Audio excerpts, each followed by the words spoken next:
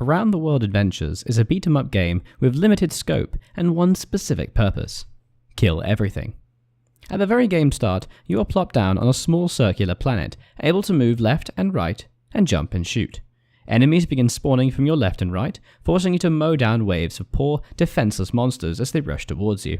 You have a limited pool of ammunition, as well as little boxes that hover in the air, Mario style, that offer you the ability to gain money to power up a bar beneath your health bar.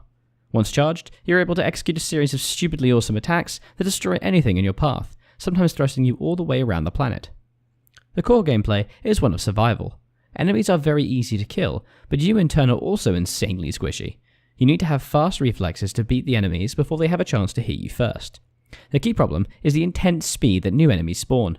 Sometimes you can find yourself frantically mashing keys in a desperate bid for survival, while the enemies push in at you from every direction, where previously there was no one. Every moment playing Around the World Adventures is spent frantically moving left to right, trying to grab boxes the moment they drop, as well as watching for the oncoming enemy's direction. This continuous frenzy of checking all angles of the screen is exciting, but distressing. There is no moment of calm contemplation, no real enjoyment of the gameplay, as the entire experience is spent in constant panic. Around the World Adventures tries to evoke in the player a sense of the arcade, the time spent as a child with fast-paced, intense and low pixelation action games. That ephemeral sense is created, but the graphical style is confusing and seems at odds with its intent. The graphics try to invoke that retro feel, yet are too brightly coloured to be believed, whereas they are also so low in pixelation that it isn't entirely clear what's going on.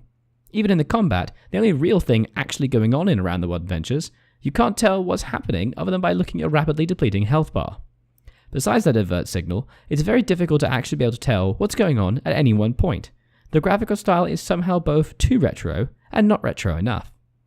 Around the World Adventures seeks to bring the player back into their youth with frenzied combat games and mindless aggression. However, the lack of any kind of diversified gameplay, combined with the utterly confusing graphical style and overwhelming amount of things on the screen at any one time, means that the experience is one of confusion and irritation. Around the World Adventures could be a fun little beat 'em up, but instead offers only irritated confusion.